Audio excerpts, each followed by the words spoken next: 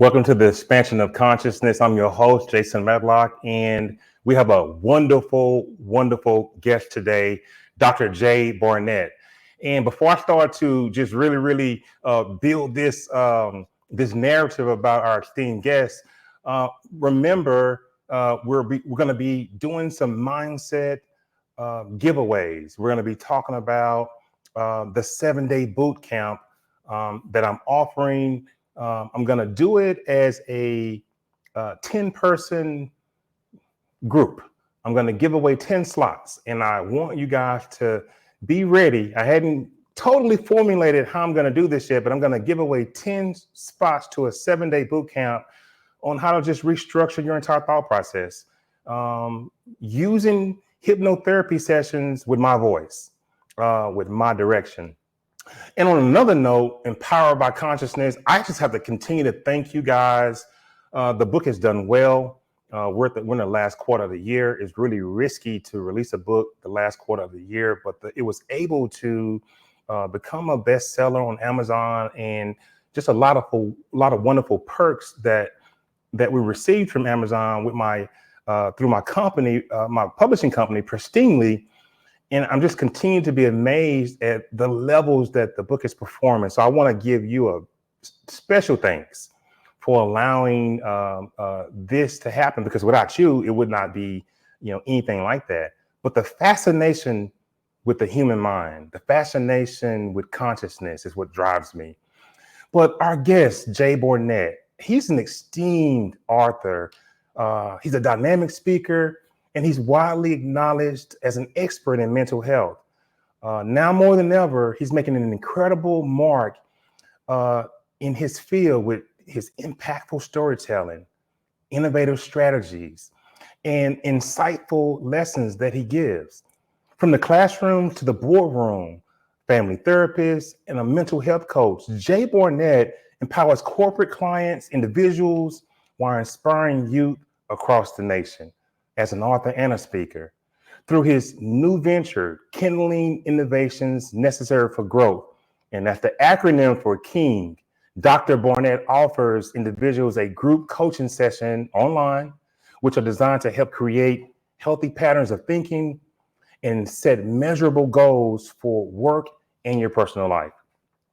Through the corporate wellness program, Dr. Bernett empowers employees to focus on holistic well-being and to create a culture of teamwork. Without any further ado, this brother is special to me because I've seen him in action work with young men. I've seen this, and I know everybody across the country has seen him in a setting to where he's speaking to the masses, but this is behind the scenes, he's like this. This is what he does. Dr. Bernett, we're glad that you're here. There he is. What's going on, Doctor? Jay, what's going on, brother? Nothing much, man. I smile. I was happy to, give that sort of introduction to you, because it's real, it's true. I follow you just like everybody else, and I'm really excited for your journey. Excited for how you've been able to uplift others. Just pretty amazing, man. It's pretty amazing. Oh man, thank you, brother. And it's been a journey watching you, man, release your book and just seeing everything that you've done thus far. I remember the days when you were an agent, and Yeah. I think it's just beautiful to see how we've grown and evolved in these different spaces. But I also think that it's very unique that we took things that allowed us to be successful in other areas, and that we were able to implement it into a newer focus or to a new direction, and reinventing ourselves. And I think that oftentimes that's the challenge for people, and especially for us as particularly as being former athletes. We've been able to extract certain practices and certain disciplines and place it in these other areas of our lives to not just create the success, but to develop the mastery of it. And I think, when people look at what I've done over the years, I went back to school. I was 33 to get my master's, and then I didn't finish until I was like 37. Then I entered my doctoral studies at 38, and then that took about, like 4 or 5 years, because I changed studies. But being an athlete, it was that if you started, finish it. But then it was also finding a way to navigate even the terrains of that, because the doctoral program is very strenuous, very arduous process. And so I'm just excited that my journey has blessed so many people to go from an athlete to go from training athletes and working with kids, working in the group homes and all those different things. And to be at this space, I'm still humbled by the journey myself. And you mentioned the last time we worked together. You were a sports agent and you were training kids, and to totally move away from that to pursue something totally different that we never expected would happen. Not that we didn't have it inside of us, but that we never expected to happen is a testament in itself. But I want to ask you, Dr. Bernett, your work encompasses of various aspects of mental health and personal development. Can you share a bit about your journey and kind of what led you to become a mental health expert? And by the way, my brother, an author as well.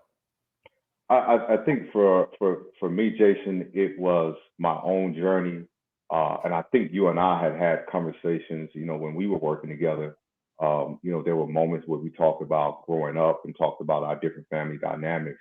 Mm-hmm. And one of the things that I noticed for me after I finished football was that while I was training, it was a bit of a coping mechanism for me as well as a fulfilling space where I was poured into kids. I was watching these kids succeed. I was watching them get better. But then it occurred to me that I never forget this one year. I had so many kids that have done well. Kids were getting scholarships. But then a lot of these kids were returning home and they were quitting. And I think it was then that it dawned on me that as much as I was pouring into them physically, there had to be a mental component. But the mental component first had to start with me. And I know, as I have shared transparently, about the dynamic of me and my father and some of the things that I endured as a teenager from my stepfather. And I had hid so many years under that helmet. And one day, I think I was at the gym and I had finished training some guys. And I was just in deep thought. And I just remember, where's this going? I didn't see myself opening a gym. I had been, presented with several opportunities on, you should open up your own gym. You should do this. Because at this time, a lot of things that we see on social media, the guys doing, I was way before my time with a lot of my methods, even physically training. And it wasn't until I had a suicidal attempt at my godmother's house. I had a relapse. I had been off and on in therapy in my late 20s, kind of when I was working with you. Mm-hmm. And but I had never delved into really doing the work. And it wasn't until my 30th birthday, my father, we had this intense blowout, man. And I think the intense blowout triggered a lot of things, which provoked the suicide attempt, which was a drug overdose. And I was at my godmother's house in Sugar Land, and no one would have never knew that I had these issues, because as an athlete, you learn how to wear the helmet without the helmet being on. So it's a mask. And so I had masked all of that stuff, man. And my father, I'd never forget, I had a Canadian tryout, and I didn't go to it. And I was in my late 20s, and my friend of mine was playing for Saskatchewan, I believe. And he was like, "Yo, Jay, they're going to give you a shot, man." And I was just like, bro. And I remember my father telling me that he couldn't believe that I had walked away from another opportunity. And that thing just sent me over the edge, man. And it sent me over the edge, not because of what he said, which was one trigger, but it was the intentions behind it. And it was at that moment that I realized that he was living through me, and that he was holding much of my football success to his own journey of life. Yeah. And I after surviving that, man, and having to, recover from that, my godmother set me down, and some close friends of mine says, "Man, you got to get some help." So I entered therapy and started doing the work, and I was right around 31, 32. And then I had started mentoring young people at group homes and foster care in Katy at a place called Upbring, which specialized in girls with extreme behavior issues. I'd always been interested in it. And I created a program called Emotional Recovery, not even knowing where it came from. Woke up one morning, Jason, and the thing just fell in my, just with this download after download. Yeah, there we go. Downloads. So I wrote it down. I sent it to my admin, and she was like, "Yo, dude, where'd this come from?" I said, "Yo, man, I just woke up, and it just like was there." And later on, I found out it was emotional intelligence. I've never heard of emotional IQ.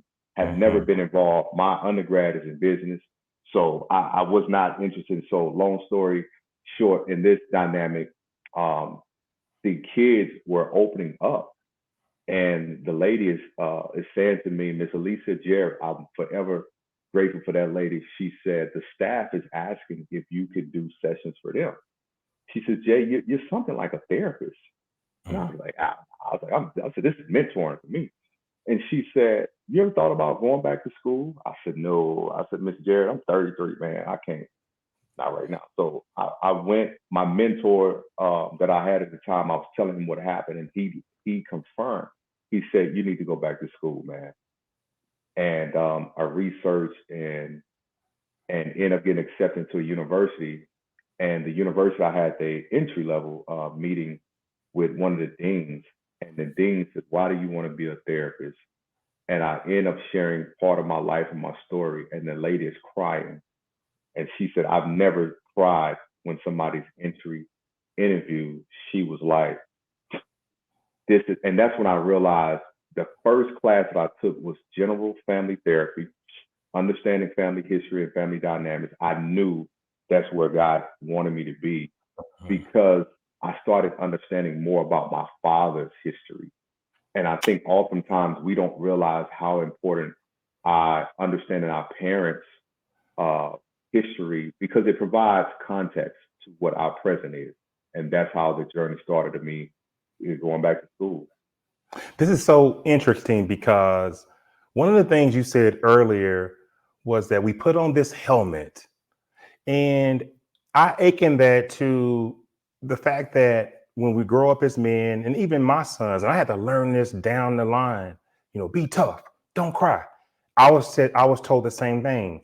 But when men block their emotions, it's not easy to connect with God.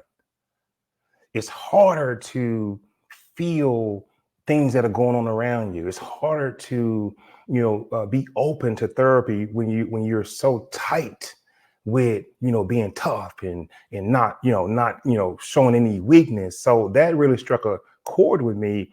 And with the comment about, I had to really, really understand my father's past and his paradigm. It takes me back to when I'm performing quantum hypnosis. One of the things when I sit with people, we don't know what past life, we don't know if it was a childhood event, the reason why you're carrying this trauma, we don't know. But once we move you to the theta brainwave state, deep to the somnambulistic state, we then can, as long as we have the okay from you, as long as we have the trust of the client, we can then move to different lifetimes.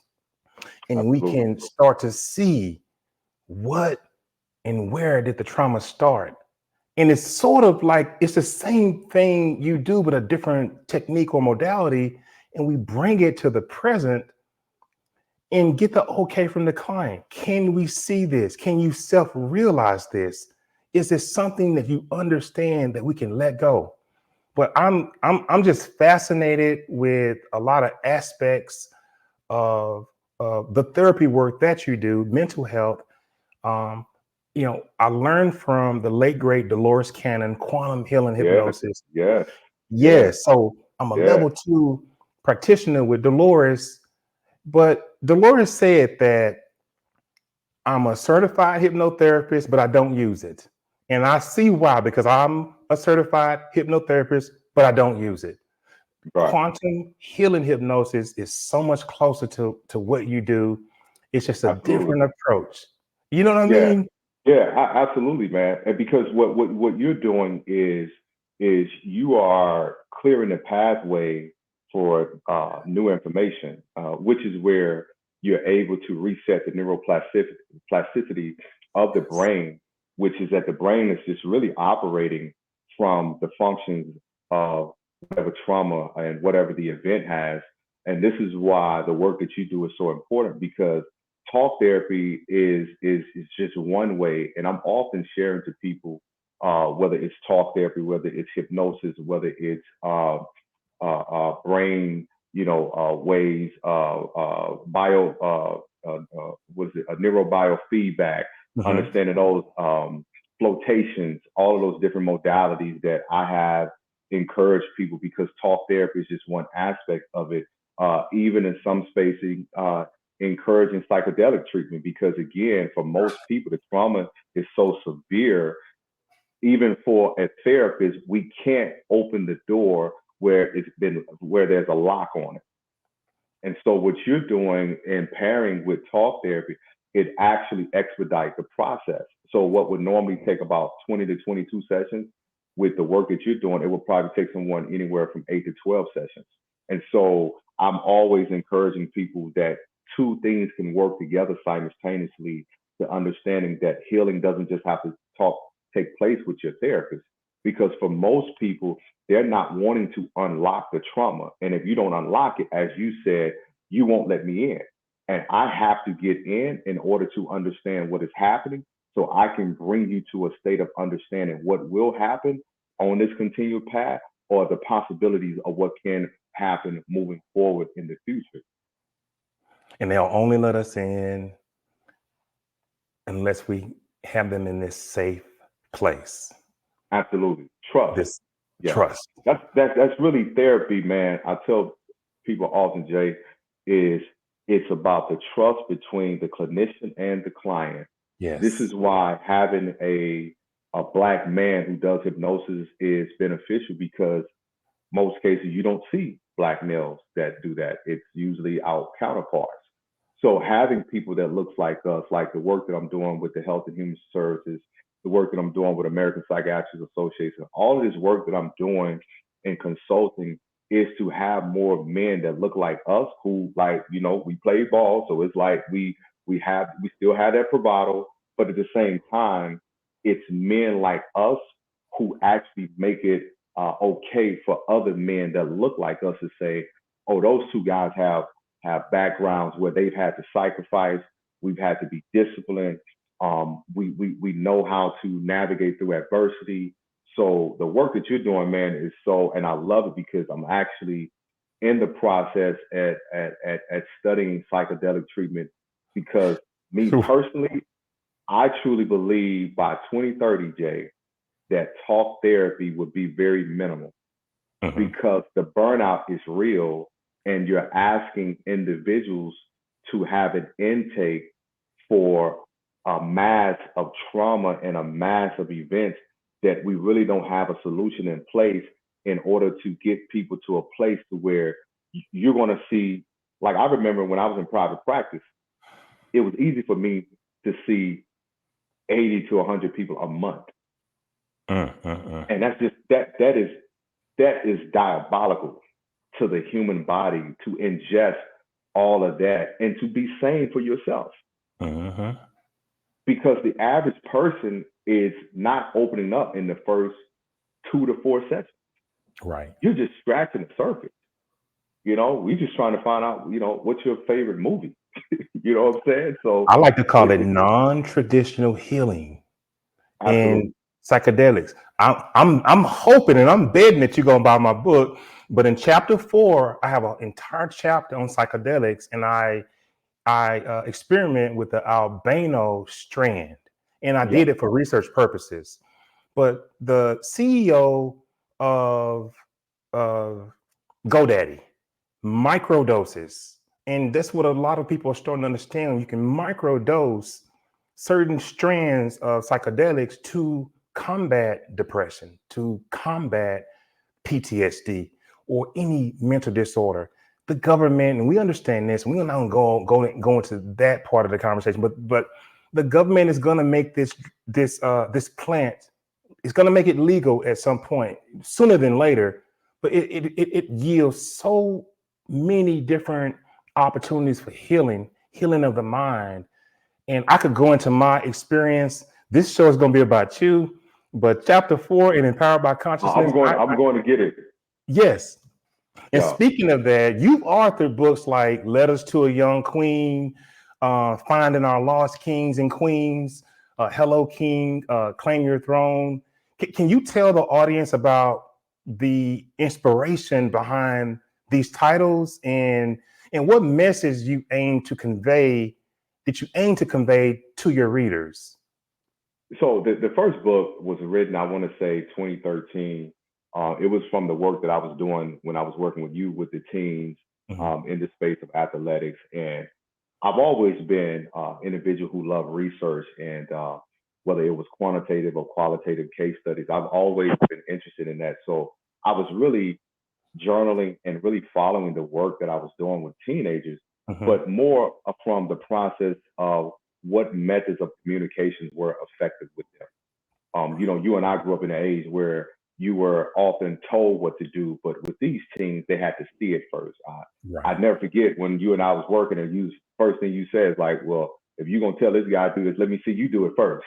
You know what I mean? Because you got to have buy-in. And that was the first thing that I identified with this generation, was understanding that they needed buy-in. You and I were in our area where if a coach told you to run 20 sprints, you was just like, all right, bet, I'll run 30. And you was giving that extra 10 just on some like, it's just like, yeah, you know what I'm saying? I don't know if Joe running his 20, but I'm going to just be 10 better than him. That was the mentality. This generation needs more information to buy in. Why would they run the 20? So when I wrote first Letters to a Young Queen, Finding Our Lost Kings and Queens, it was centered around helping parents, mentors, teachers, and coaches understanding what was the proper styles of communication to connect with teenagers. And then when I started mentoring and working with the girls in the group homes, and I was part of this program that worked with girls in sex trafficking and those things, that I wrote Letters to a Young Queen. From that inspiration, I started working with teen girls in South Park at Provision Academy. And they gave me a contract, and they was like, we heard you had this program, and we want to see if it's really effective. And it was really effective. They gave me like a semester and a half with these girls. Spencer Johnson, my good friend, he was playing for Buffalo at the time, and he would come down and partner with me. And they were just blown away how these girls responded to us. And what I have shared with them is, from my effective way of communicating, is that most of these girls had already had a negative or traumatic experience with a male. So having a positive experience with a male will alter their perspective of males, but also alter their perspective on life. So a young lady came up to me after the program. It was the end of the semester. And she said to me, she said, Mr. J, you should write a book for us girls. I said, really? I said, you think that'll be, something y'all? She said, this program has been great for me. But she says, Mr. J, she was growing up in South Park, and you know that area in Houston. Yeah. She said, the challenge is, in here, I feel everything that you're saying. But when I go home, it's totally contradictory to your message. And I literally, Jay, went to my manager at the time, and I said, this girl said I should write a book for girls. And my manager at the time, she said, you should. And at the time, Hill Harper had just wrote Letters to a Young Sister, and which was designated for women of color.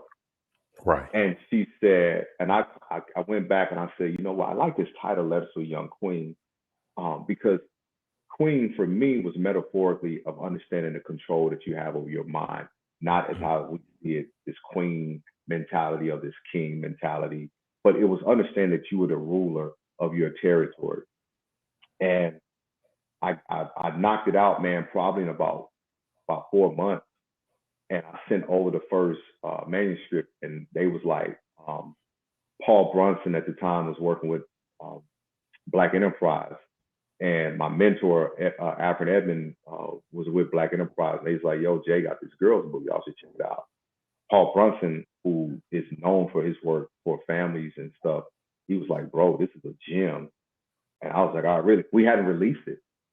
And then Layla Ali got a hold to it. And she was like, yo, one day on social media, send me this book, man. I sent it to her and woke up one day, all of these followers, she posted it, not knowing that Layla had been in the system in foster care.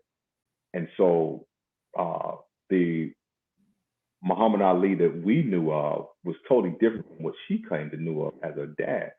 Right. So Layla and I built this friendship, man. I spent holidays with them and we started working together and I helped her re-release her book because the message to young girls was also a message that she had wanted as a young girl herself. And so that book was so profound. I had no idea what I was doing, but being a man speaking to girls, and it was just, it took off. And that book has taken me, I mean, so many different places, and especially in the space of working with women that are in the system, in the penal system, working with women that are abused. And so all of those different experiences that I had with those kids when I was working, because I wasn't just training boys, I was training girls. It gave me so much of a broad context to understand humans and not just be gender-based. Well, I only know how to work with men. Because if you only know how to work with men and you have a gift that can work with everyone, then you're limiting the experiences that you allow others to have with you and with your gifts. And that went into Hello King, which is my own personal story about being abused by my stepfather and finding my way. And mentorship was the critical component for me because I was about 34 at that time when I released that book, and 34, 35. And then I wrote Just Heal Bro after George Floyd passing. Yeah. And because what I saw was in private practice, there was just such this increase in men of color who were looking for answers. And I realized one of the things that got me through my journey was journaling, you know, writing down what I feel and writing down my thoughts. And I was like, man, what if I create something where brothers can put their words to paper in their own way and not feel pressure? Well, it has to be said like this. Because if you're talking to your counterpart, a woman, we don't speak the same language. A brother can feel very inferior to the fact that he doesn't say it in such a, you know, profound or diplomatic way. And so that later became the tour. And now I just signed a book deal with Jan Miller. So we're working on what that books look like, you know, over the next year from the work that I've done. But all of these books have been a testament of just my life and work. But it all started, as you said earlier, man, with those kids in the gym.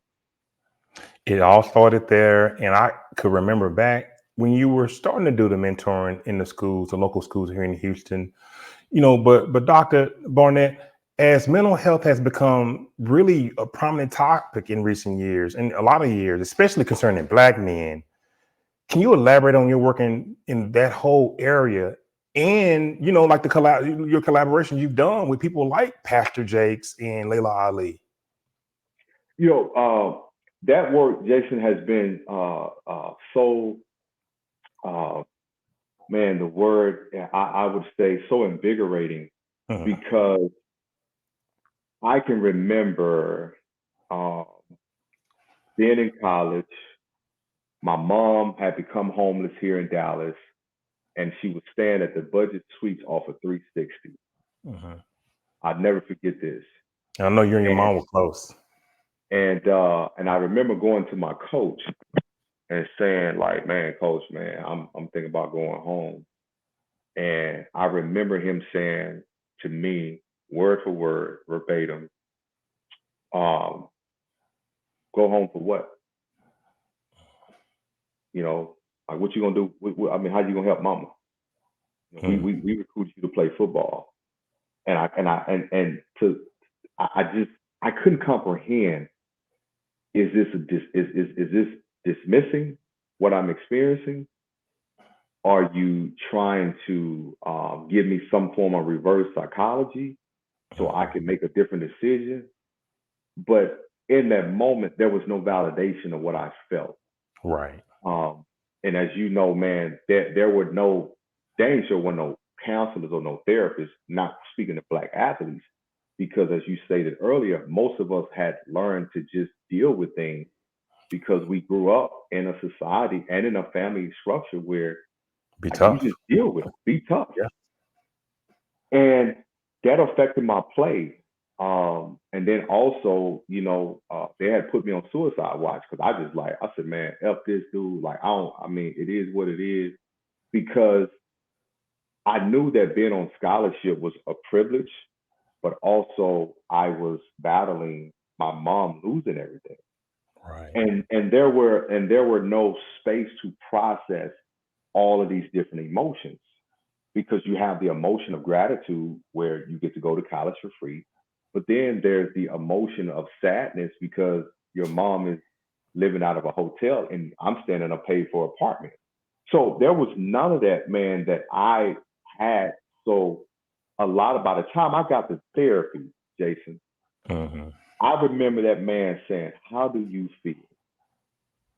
And I remember looking up and started crying. I said, "Man, I don't even know. Like, I didn't even know." You know what I'm saying? So I didn't even know how, being sent home from Green Bay, how that affected me. Like, you know what I'm saying? Because I was trying to, like, it is what it is, and trying to process that, playing 2 years in arena and just like bouncing around and just all of that journey of just trying to get on the team, just trying to be seen, and not wondering how all of that was impacting my mental health, meaning my way of living. Because when you say mental health, people immediately go to the disorders. But I would love to clarify for your listeners that mental health is just how we do life. Mm-hmm. It's how we get up. It's how we interact with others. It deals with your social, with your emotional, and your mental well-being. Mental health is even in the way, how do we deal with disappointment? Yes. What is that like? So, and I realized, out of all of the years that I have been watching work that I do, I've never seen anything for men, and particularly for Black men. Like, I had watched Oprah do so many things for For Black women. men, Yeah. but I had never seen anything for men. Yeah. And that was the driver, especially the work that I've been doing with Taraji, because Taraji is my partner for the JHJ Tour. And so it is because of her work that we're able to go. We've done 25 cities in 18 months. And that came by way of the love that she had for her father, who was a veteran, who struggled with major PTSD. And just finally, it was like when we sat down to talk, I was just like, dang, somebody finally cared for the brother. Yeah. Because there was no care for us. And I And think about, you hear Pastor Jace talk about mental health a whole lot as well, and I see that you guys have collaborated too, and I know you're going to get to that, but I'm just hearing you speak, and I'm like, yeah, you're right, you're absolutely right. I remember, I'll never forget this, when you were, it took me, and I just went back to this, when you were working with Casey Printers. Yes. And at the time, I remember when it was the Hard Knocks at that time. And I remember, at that time, the famous thing, how do you turn, chicken, Yeah. into Chicken salad in salad? the, yeah. So, yeah. And I remember talking to Casey back then, and I remember thinking, like, how do you go from being praised on one end for what you did in a 2 to 3 series, and then all of a sudden you wake up and says, hey, we're going to go a different direction.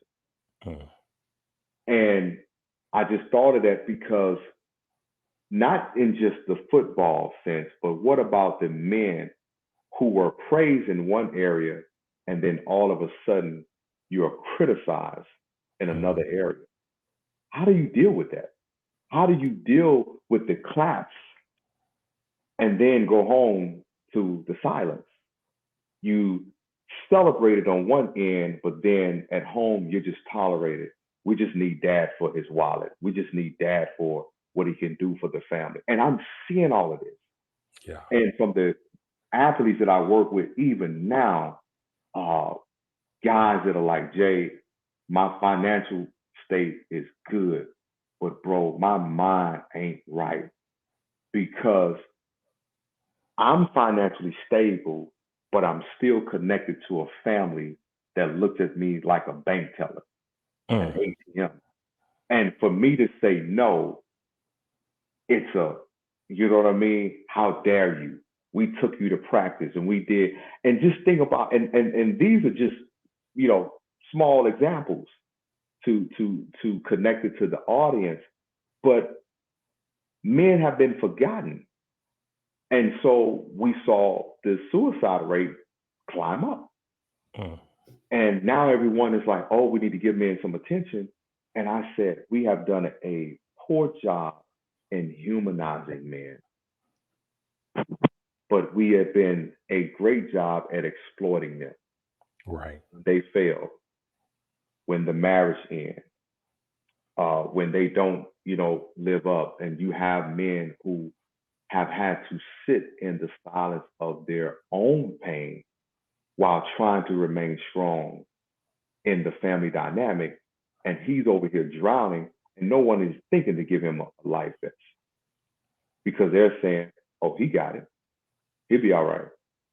Oh, he always come through for the family. That boy, if anybody can take it, he can take it. He's a strong one. And not realizing that we're people. And as you stated earlier, people with feelings. You know what I mean? And what I love about what we're doing is you get to see the evolution of two Black men who started off in totally two different spaces than where we're at now. Yeah. And you don't see that often, Jason. You see, well, he's been doing that for 30 years. You don't see guys who are able to pivot and do something different. Or you get to talk to the older Black man. And as Muhammad Ali says, a man who sees life the same at 50 as he did at 20 has just wasted 30 years. So you don't get to see Black men expand in thought process and even have conversations like this because either we don't grow or we don't live long enough to discover. And we don't follow each other when we talk about this in an open setting.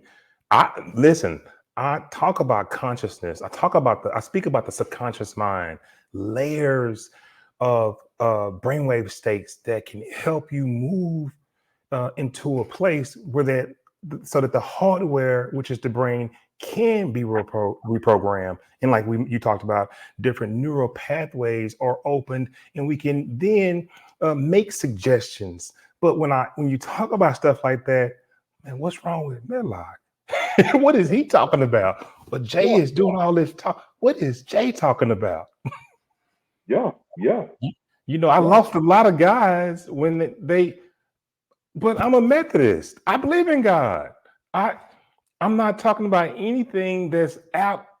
I'm talking about the mind and the way that we can use it. And you're talking about, you know, the same thing, but the trauma that we hold, and men in general, because we compress it and we don't realize our own feelings. And Jay, a lot of the things that you uncover with people, and a person may say, well, how do you get somebody out of that? Sometimes it's just flat out mindfulness, realizing the small things in life. Relax.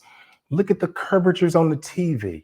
Look at the way the wind blows against your arm. Just the small things that can help you be mindful of who you are. And, you know, like, I want to ask you, how important is it when you are working with people? How important is the mindset in general in trying to reverse even the way they think? And I know you have to do a lot of that and I don't know how many personal clients you're taking now, but you all over the place. But you go here and there, and you're sharing this message with people, which is awesome. But how important is trying to help them shift this mindset so they can achieve the personal, professional, or whatever success they're trying to look for?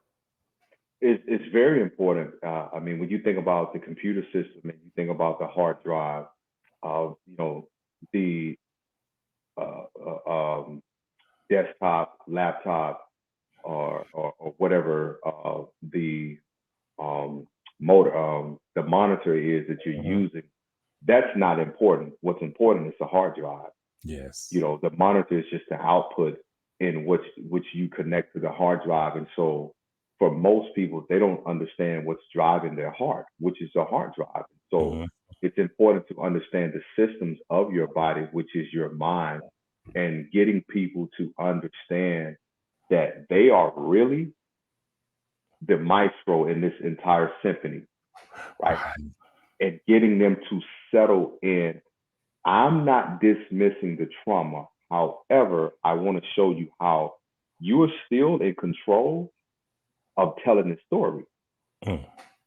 Now, you can either hold to this narrative. I'll never forget in a session, I had a client that would not let it go. And I sat there and we came back and did another session. And one day I just asked him, I said, what if you just chose a new story? And she paused and she said, if I choose a new story, does that mean that I'm now different? I said, bingo. And for most people, their mind is locked on what happened. And you and I are not trying to dismiss or be insensitive to what happened, because you can't circumvent that process. But it's important to understand that what is happening is attached to what happened, that mindfulness, but then also understanding, regulating the emotions allows you to go, that wasn't supposed to happen. Right. And it wasn't my fault.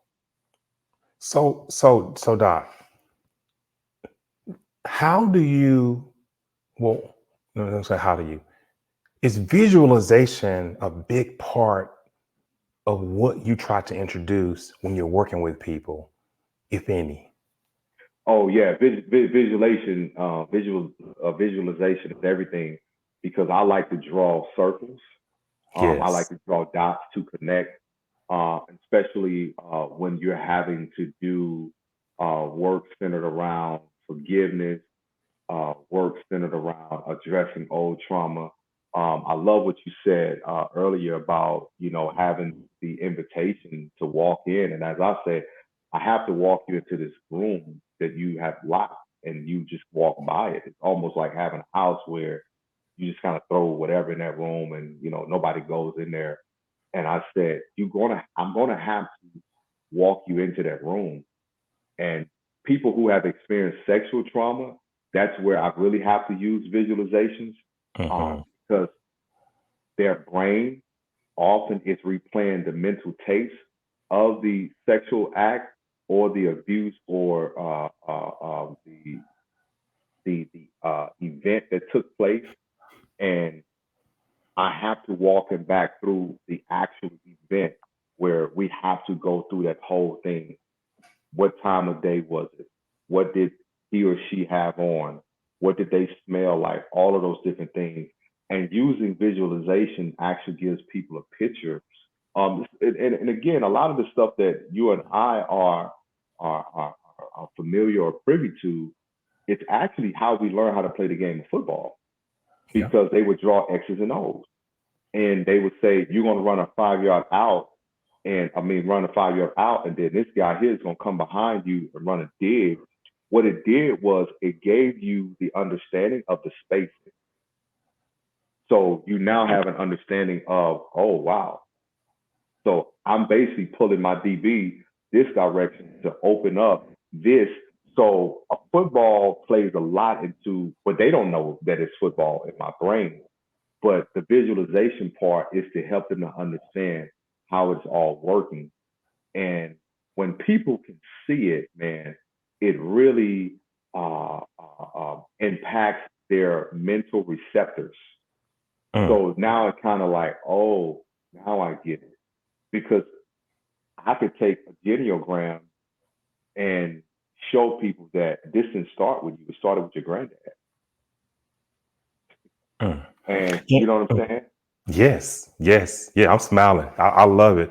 You know, visualization. If I could piggyback and add more to it, once you've done the work that you're speaking of, and on the upside of this thing, on now I've gotten you to process and to see the picture, and then when we try to introduce it on the latter part of the sessions, we like for you to see exactly what it is you want. If it's a new car, get into the car, drive it. What color is it? What kind of rims are on it? Sitting down at the desk, filling out the paperwork. Use your mind to totally play out exactly what it is you want this scene to be. Because you, like you said, you are the author of your success. And if you don't see it, nobody else will. And visualization is so important in a hypnosis session. Without it, we can't have a session. Yeah, I can see that. Yeah.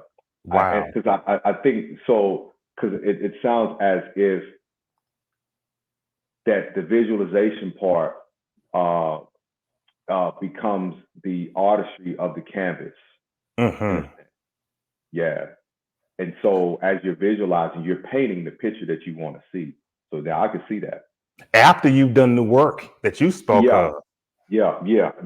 Because you can't, you know, as I like to say, man, a trauma set of lens, man, will screw you over, man, because you won't be able to see things as they are. You will see things as you've experienced them, you know, which is seeing from a very traumatic lens.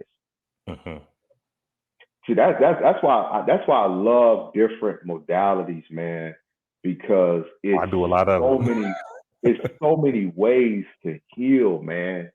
Yes. And I love the work that you're doing because I'm thrilled. You know, mental health has become ubiquitous. It's everywhere. But I'm thrilled that you're doing the work because now you have all these Black people that's like, oh, therapy. But then again, talk therapy is not going to be effective for everyone. Yes. Like Doc, but the modalities have to be demystified. yeah, absolutely. Right now they're woo woo woo woo woo, and it's not that. It's a alternative healing method, and I'd like to see one day the modalities teamed up with the actual work of a professional like yourself that has some more tools in the kit, in the toolbox. Yeah, and I can say that day is coming sooner than later because when I tell you, I was in DC, man, meeting with the Reverend Dr. Q, who is head of the mental health and faith-based program for the Biden administration, and they're overwhelmed. Like if you're in school right now to become a therapist, and your graduation is May 2025, you wouldn't be ready to fully see clients until 2028 or 2029. And not just because of the scholastic, you know, journey of getting your hours, it's working the own methods in your own life. Yes. Because that's what really builds the trust in the client. Is that you first have to be a partaker in your own methods. And what I tell individuals who are trying to work through father issues, and I get a lot of those male clients that are trying to forgive their dads, forgive their moms. And a lot of that is really helping them to understand the systems and what shape them. And they're often wanting the person to change, but it's not the person that has to change, it's the system. And so what you're sharing, I truly believe that with just the demand that is on, mental health professionals, I truly see the partnership of the work that you do, the work in psychedelics. I mean, that is because I have worked with some people and I've had to refer them out and say that this is out of my wheelhouse. And I've referred them to people who actually, I have a guy who does what you do in Detroit. And he does the flotation, he does the brainwave, reprogramming, because some people have some very hard set default settings in their brain that talking would not open that door. And it's about frequency. It's about vibration. We're made of light and sound. And That's it. that's a whole nother topic, but brainwave training, Dr. Jill Oman does a great job at that. And I write about her in my book. And when you talk about healing yourself before you can heal others, it's the same way when you become a Reiki master. I'm a level 3 galactic energy healer as well. But the first step when you take and you start to understand how to work these modalities is to use it on you. Is to clear the trauma within you. You're not perfect. You have blockages. Crown chakra, heart chakra, sacral chakra. When you use the pendulum and it goes left or right, our bodies are made of energy. You can see what the blockages are. So you have to heal yourself first before you can use this on anyone else, whether it's hypnotherapy, quantum healing hypnosis, which is a modality, Reiki, which is a modality, using remote viewing, which I'm certified in two of those different modalities. It's astounding how, on the flip side of the non-linear, non-mainstream work that's out there, how it parallels to what they teach in the Western society as far as how to help people. And all this stuff that we're getting is from Eastern techniques and Eastern medicine. So, and then too, here's the other side of that. Eastern medicine is not heavily medicated. Right. So that's the other side of that coin, is because oftentimes Western practices and Western studies keep people as being patients. Wow. I know I got so much to cram in. We can't get it all because this conversation deserves another bite of the apple. But I do want to ask you this. I got a few more things. Can you share a success story, either from coaching someone who just made you just proud? Maybe it's been a talk you've given to an audience or something like that. That demonstrates the transformative power of the work that you do. Yeah, absolutely. There's a story that comes to mind from a brother who had struggled with connecting with his father, and we was actually on tour at Ohio State. This guy played at Ohio State, and we just happened to be touring there, and I didn't know, that he was the reason why my tour this year, bro, was at Ohio State. And he had come across something that I had shared on social media about this whole forgiveness thing. He was very successful, he was a great football player at Ohio State. I think he played like 2 years in the league, and then he got involved in personal player development at Ohio State. And he said, out of everything that he had done, he had closed off this door from connecting to his father. And something that I had shared on my page, and when he got to the tour, he stood up and said, he says, Jay, your tour is here because I wanted these other guys to experience what I experienced. just from a social media clip. And he said, after watching that clip, I called up my dad and we went to lunch. And I just talked to my dad for the first time. And one of the most difficult things, Jason, and I think we've all can attest to this, is seeing our parents as human beings and not these authoritarian figures that we've had in our mind, and just this figment of our imagination of that, them wanting to whip us, or them wanting to reprimand us, or them wanting to be in control of our lives. And I think as we age, I know for myself, I began to see my dad not just as a dad, but more as this little boy, and not calling him a little boy, but as this man that was still trying to define what his own identity was. Yes. Because he was one of 8 boys, and you got 8 sons growing up in the South. My grandfather's a sharecropper, so you don't really have the spacing to be seen by your father, more or less. Your sort of instruction, you know what I mean? Hey, go over here and get on this tractor and plow that field, because that's how my father grew up. So there was really no communication and no real engagement to have conversation. And so when this young man said, bro, for the first time, I saw my dad as I saw myself. And he said, that allowed me to open up my heart to forgive him, because he was just trying to figure it out and he didn't know.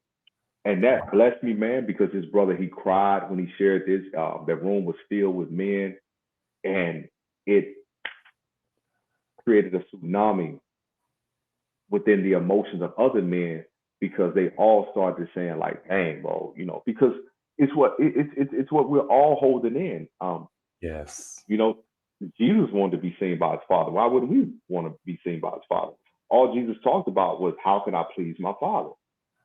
And then you have this moment where him and John the Baptist are in the water, or in the river, and John is baptizing him, and the voice of God comes down and said, this is my son in whom I'm well pleased. That is symbolic to a father saying, I'm proud of you, boy. Mm. You know what I mean? And I don't think we have taken much time to dissect what that does to men altogether. Because whether it's the athlete who is like, I want you to see my ride, whether it's the rapper who got 10 chains on and like, you're gonna see me, like all of these different things, they're not bad, but all of these different behaviors is just, do you see me? And you get to a place where I know now, with where I'm at, man, it's, I came back to Dallas during the pandemic because I had taken a job in Dallas at the private practice. And for the first time in my life over the past couple of years, I've just had this sense of peace, whether you know me or you don't, and I can remember in my younger years, just wanting people to just recognize that I was, you know what I mean? I got something going on too. You know what I mean? Like, and to be at a place where I'm settled. You know what I mean? And without ego. Exactly.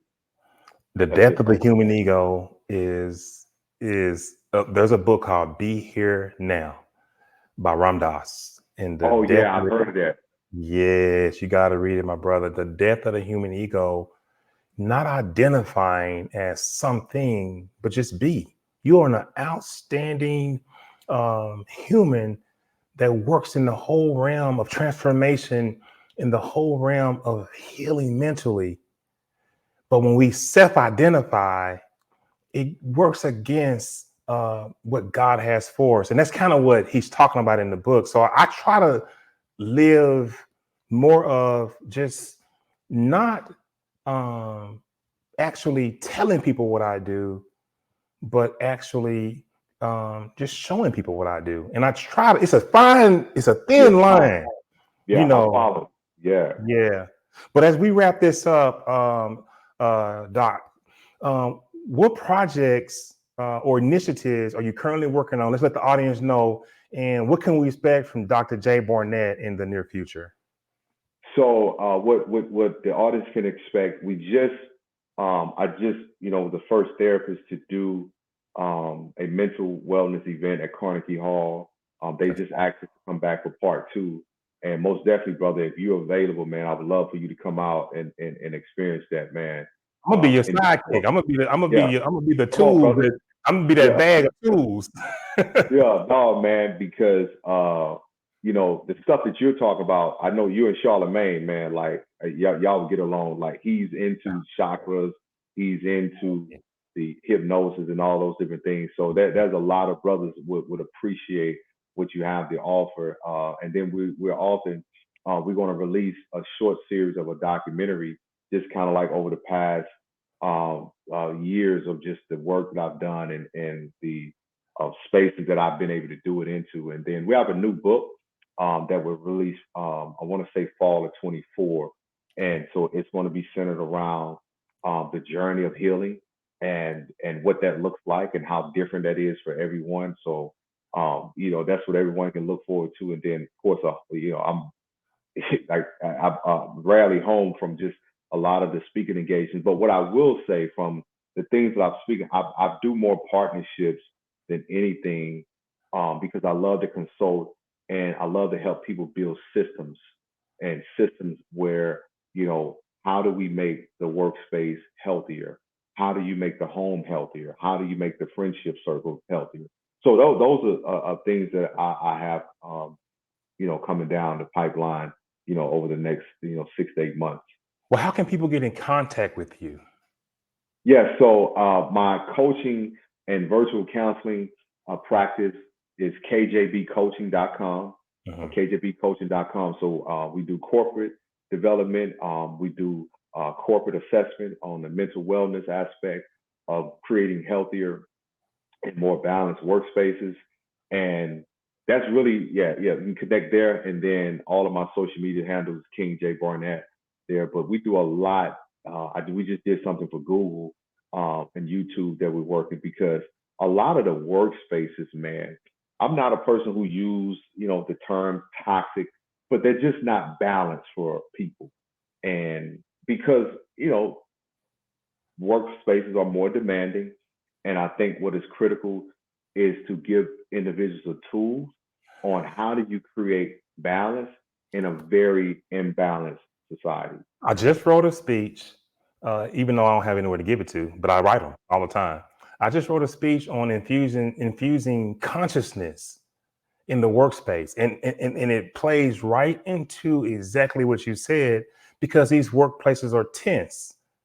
And when you infuse consciousness into the workplace to increase professional development and professional growth, the only thing that you're doing is showing people how to be mindful, how to really experience gratitude, and how they can use simple techniques. And you mentioned EQ and emotional, and there's something called EQ, emotional quotation, and emotional intelligence. And using emotional quotation, EQ, some of the simplest steps you can think of is when you have this level of anxiety to take 2 fingertips, you know what I'm talking about?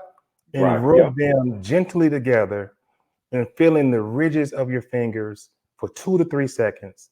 And then listening to the furthest thing away from you, quiet for about 3 or 4 seconds. And then listen to the closest thing near you for about 2 to 3, 4 seconds. And then address this issue you have at work. And there are so many different exercises that you can teach corporate managers, corporate directors on emotional intelligence and emotional quotation. It's just awesome, bro. We're gonna talk. I'm gonna move you to the back. It's been awesome, man. We're at an hour, but you stay there. Let me wrap this up, Jay. Absolutely, brother. Hold on 1 second. Dr. J. Bernett. And I already knew it was going to be exciting to have him on the show because I've seen Dr. Bernett grow.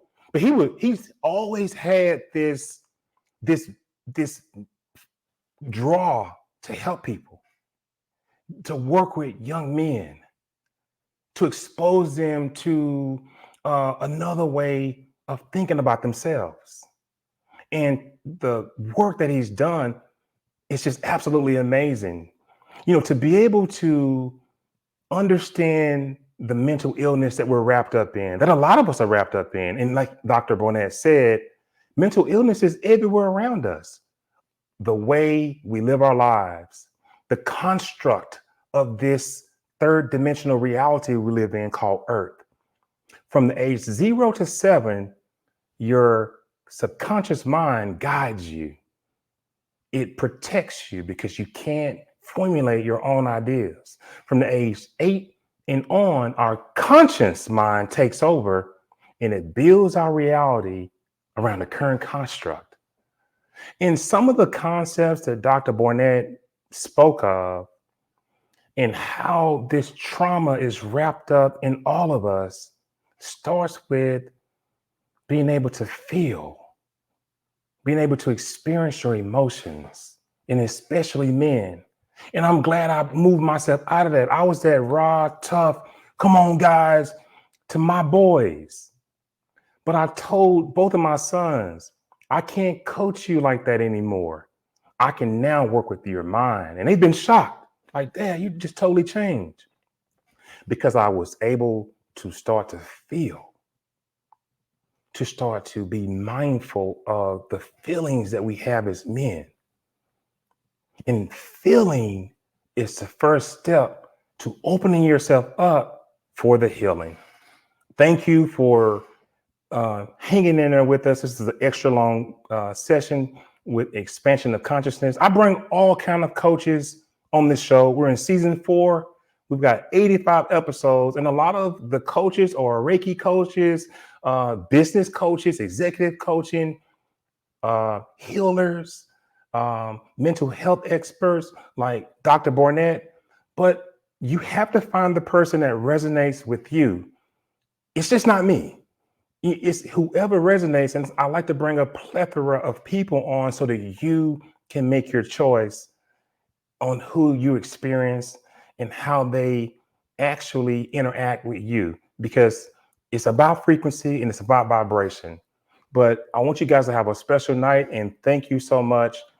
God bless you, and good night to you. See you next time.